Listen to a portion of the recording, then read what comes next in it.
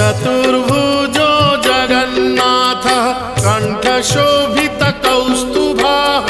पद्मनाभो देवगर्भश्चन्द्रसूर्यविलोकनः जगन्नाथो लोकनाथो नीलाद्रीशः परो हरिः